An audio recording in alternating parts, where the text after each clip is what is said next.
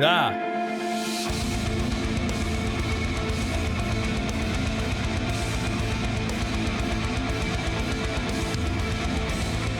What's up, everybody? Mark with Cardivox Academy here, and today we're checking out Slipknot only for really for the second ever time. Technically the first. The last Slipknot song that we did, we actually had I'm gonna destroy the mystique. It was Elizabeth from the Charismatic Voice wearing a beard. I know that everyone was convinced that it was me, but you know, the cat's out of the bag. It was actually Elizabeth. She came over and did a video for the channel. It was a ton of fun. I love that. Maybe we should do that again sometime. I don't know. So this is going to be the first time that I am talking about Slipknot on the channel, which is kind of interesting. This channel has been around for a while, I think 3 years, and not having talked about, like, you know, the metal titans themselves, Slipknot, it'll be interesting. It'll be interesting for me to finally do that. Now, if you're new to the channel, my name is Mark. I am a metal vocalist myself. I'm in a band called Kardashev. Not anything like Slipknot, but I've been doing metal vocals for a while now. I think 12 or 13 years, if my math is correct.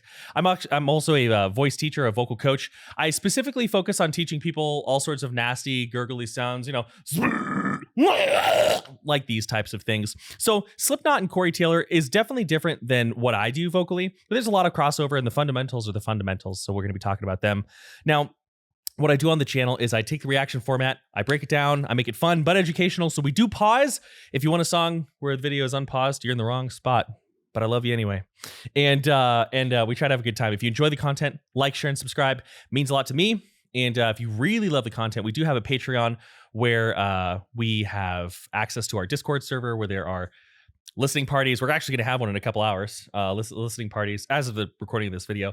Karaoke days. It's a lot of fun. So check it out if you really, really love the content. But if anything, I just appreciate your view and your time. So let's check out Slipknot, the Dying song. Time to sing. Put your hands into the water, let your mouth go sick and dry. Put your life into your death now, let them sing till you die. Die, die, die, die. You let it go rather than rhetorical, babble like an oracle. Why am I always in your debt? Father and the Son and the Holy Ghost, communist, comatose. Show me all the ways that are a mess. The middle of a nuclear winter is a modern achievement of the retroapocalyptic horde. Satan, you must be mistaken. There are no more Satans, only the bosses of the board. Forget tonight. Okay, so I'm gonna go ahead and pause it there. Yeah, a lot that's going on. Like at the beginning, I'm like in Lothlorien, hanging out with the elves, looking at the beautiful forest scenery. It was actually really cool. That was a really cool intro. Now I am not like the biggest Slipknot fan. I think Slipknot is really good, very, very talented. It's just never been what I've listened to. So maybe intros like that are a little bit more common to them than I am familiar with. But I was not expecting that, because I remember Slipknot, you know, when I was in high school, they didn't sound like that. So it was really interesting. Now, we have a couple things here. There are a lot of things going on, but there are a couple things going on that we hear, and they're very, very iconic Corey Taylor, right? Very iconic Corey Taylor. The first is the singing voice. I thought it was cool how he had gritty layer over top of a more clean layer that was a little bit lower. Now, when I think of Corey Taylor's voice, again, not being a Slipknot expert, having heard a handful of songs over time, I always think of a very, very bright timbre. Now, what do I mean by that exactly? And by the way, I'm not Corey Taylor. I have not spent any of my vocal career trying to sound like Corey Taylor. So these examples are not going to be how to replicate Corey Taylor. They're going to be examples of more fundamental things. But when we talk about a bright timbre, you'll hear these words a lot, especially if you watch other vocal videos. You know, a dark tone or a warm tone, a bright tone or a sharp tone, things like that. These words can sometimes be used interchangeably, but when we're talking about timbre, a really good way to think about it is the way that we can make a pitch sound different, even though it's on the same pitch. There's a lot more to it than that, and a huge discussion we could have. But I think for today, this is a good place for us to be. And with that, we're talking about resonance. We're talking about formants. And a good example is like if I take a note, any note here. Right there, yeah. If I take that note, I can darken it up. Hey, I can brighten it up. Hey. And Corey is very frequently in all of the projects that I've heard him be involved with, very much here, hey, right there, hey, in the front, like that. And so that's a very iconic sound of his. Then we got to, what we all expected, the screaming, and he's building a lot on a ton of false chord sounds. One thing I do like about Corey Taylor as a vocalist is that he sprinkles in certain amounts of his true voice. Now, when I say true voice, I mean the voice that you hear right now. Hey, right there, hey. When I say false chord, I mean this basic sound. Hey, hey, hey, ma. Right? And we can take those sounds, we can kind of put them together sometimes. Hey, right there, whoa. And we can get different types of tonalities and sounds. And he's very good, especially after bouncing back from a vocal injury and getting some coaching from, I believe he worked with Melissa Cross. He's very good at moving between those voicings, harsh and clean together. And it sounds really good. He's doing a great job. The whole song is a bit dizzying, but like, that's Slipknot. You know what I mean? That sort of dissonant sound, that dissonant feeling. That's what at least I know them for. And they do it well. Let's go ahead. Let's pick it up. Let's keep going.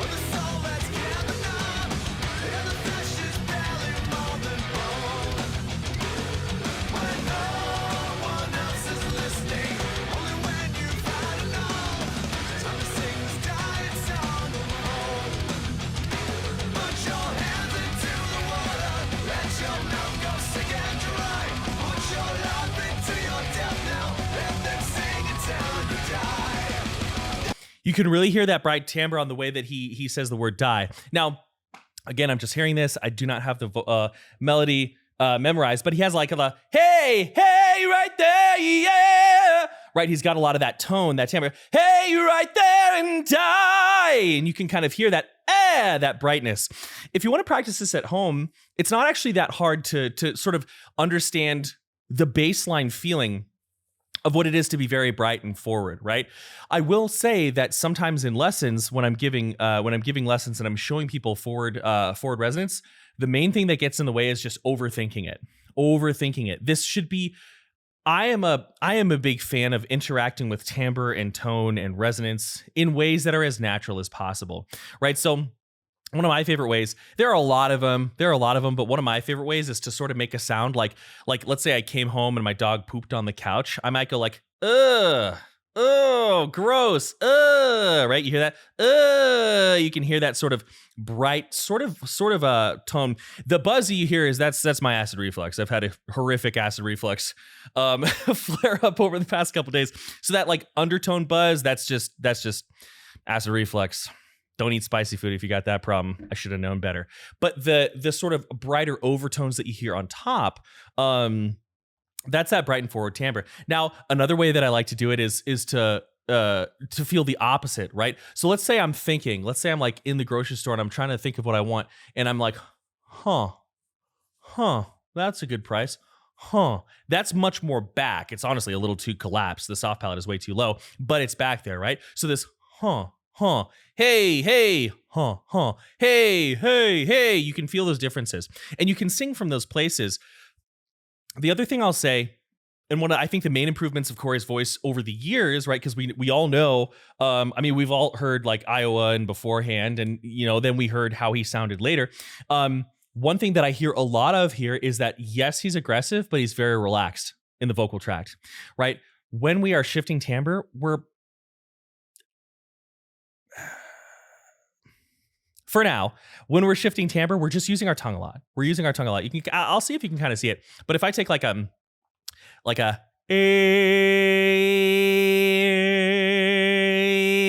see how I'm really just lifting my tongue and sliding it forward. Hey,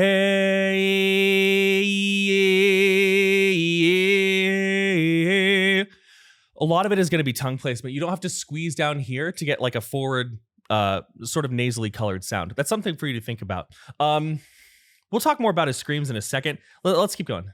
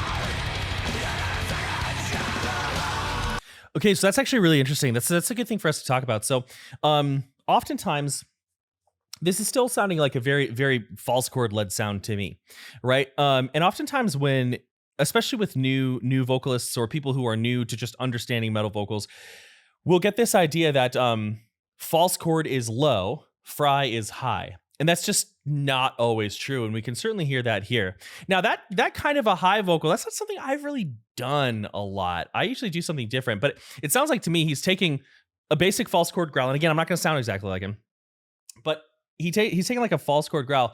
I die. Actually, that is pretty similar. That is pretty similar to what I do. Die, my. A lot of it is the way he's saying his words as well. Like I tend to pronounce my words very black metal-y, you know. He has a lot more of a wide open embouchure, like a mouth shape. And I think that that's giving him that more aggressive, like, you know, fight in a parking lot versus, you know, summoning Satan in the woods type of vibe. Yeah, that's really interesting. So he's taking that sound based on my observation right now, that and a lot of that is just going to be mouth shape and throat positioning, right? People will tend to, just like with their singing notes, they'll tend to squeeze their throat to lift. But if we take this, one of the best ways to do this, and it is going to be difficult if you've never done it before. That's okay. It's okay for things to be difficult. That's good, right? We're going to take this. Once you get that bass line sound, you're just going to kind of seesaw it a little bit.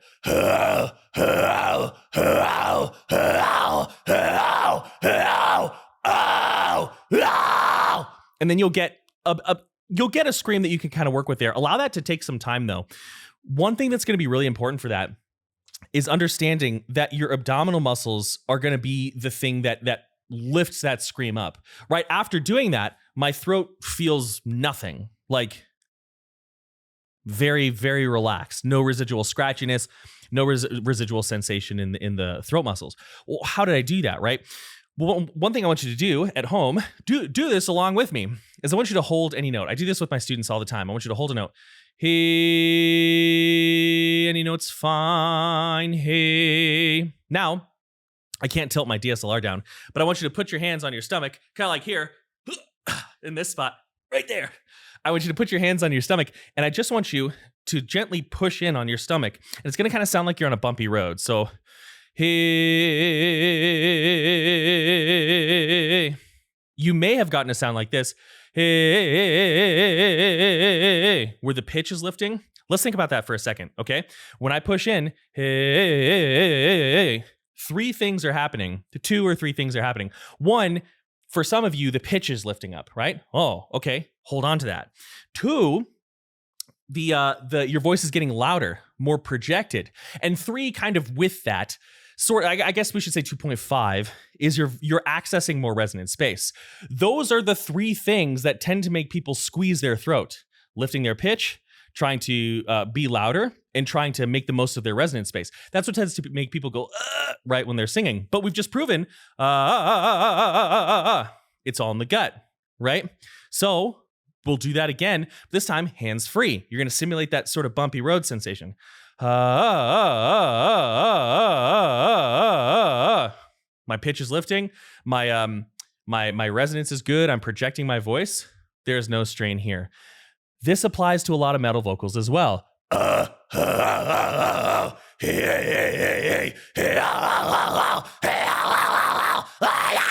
Right?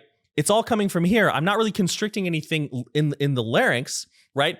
I am changing the shape of my tongue once I really get up there, changing the shape of my tongue, changing the position of the soft palate a little bit, but those are minor adjustments. They're not a lot of squeezing, right? And that's something that's really important. I honestly, like, if someone was to show me their scream and they had an amazing tone, but their neck muscles looked like a wicker basket and there was no abdominal engagement, I would be like, cool, I guess, but you gotta fix that or else you're gonna have some problems down the road. So I kind of went on a rant there, but that's something really important to know. Let's keep going though. Let's keep going. Oh, we're already at 17 minutes. Whoo! Let's go on.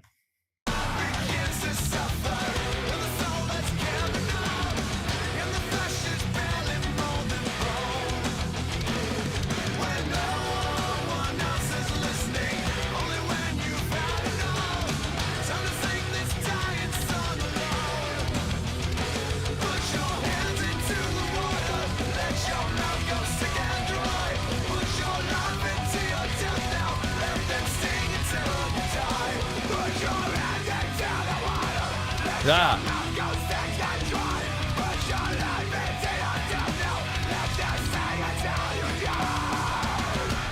So that's a good place for us to talk as well.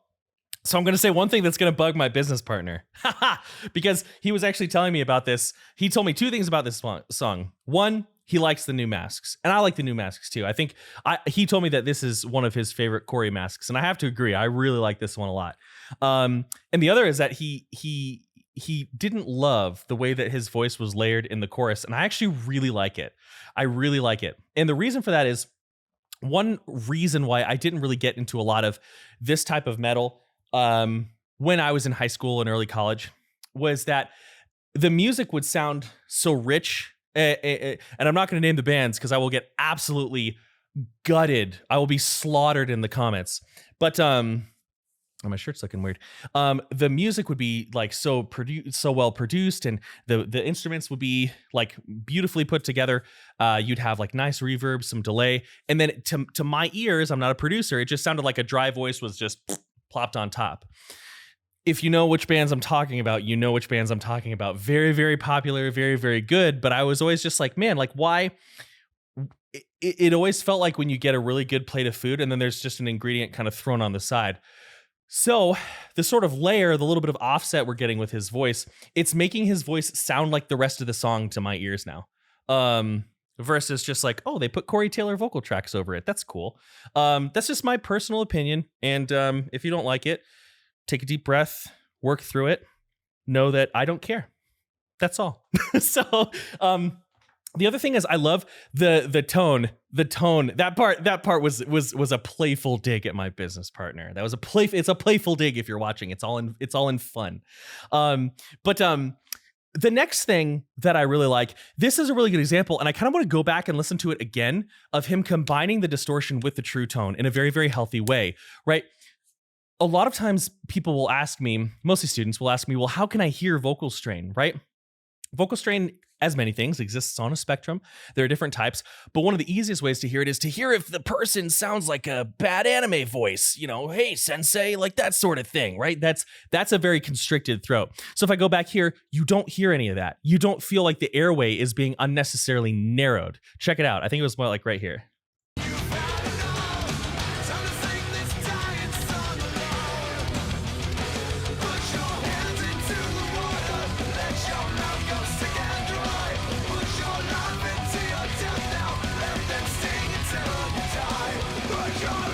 Yeah.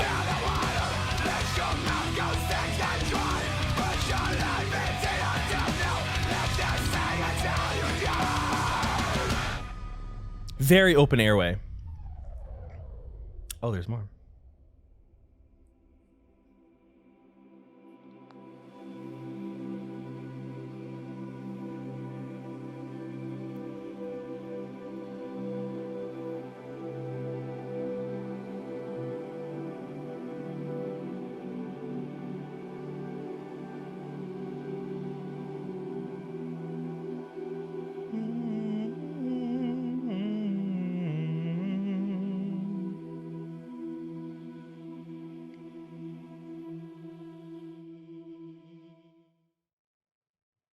That was cool.